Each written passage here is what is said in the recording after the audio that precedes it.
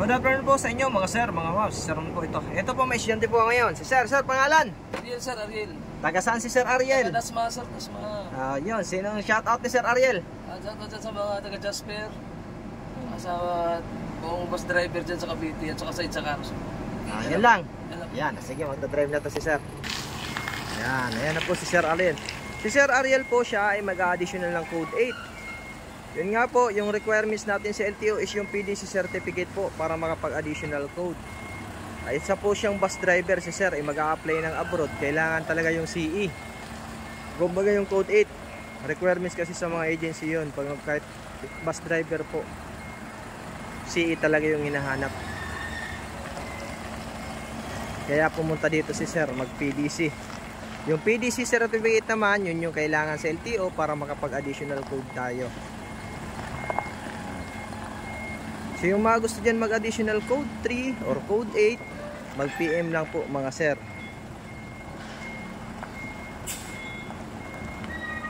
Yan.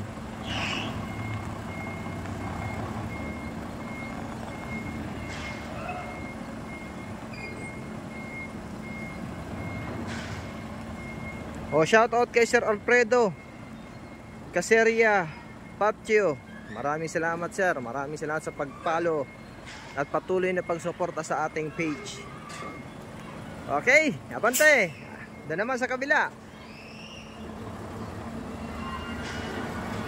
Yan, yung mga gusto dyan mag-additional code 3 at code 8, PM lang po mga sir.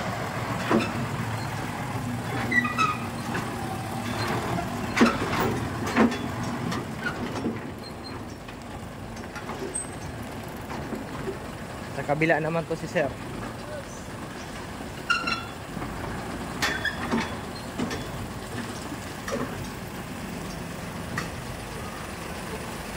Oh, break. Sa kabila naman. Tingnan natin. Medyo malaki-laki yan.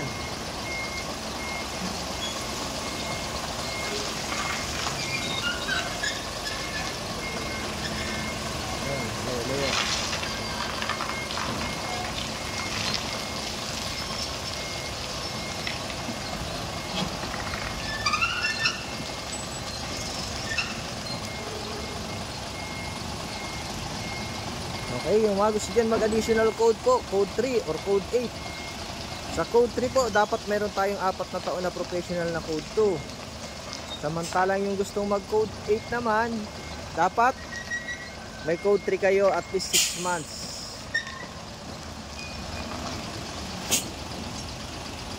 Okay, so try yung angle. Yan nga po, pag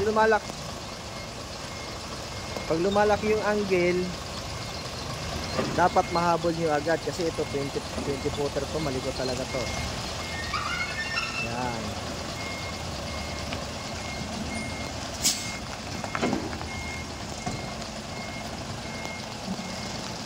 Ano, pipinahin nyo lang yun.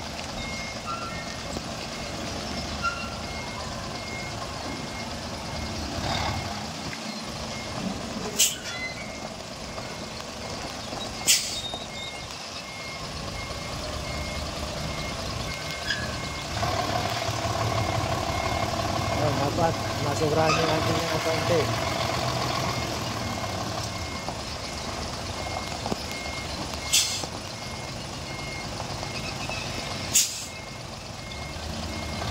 Yan. Okay, tingnan natin yung kabila. Ayun. Ayos. Madadaan din niya sa dahan-dahan.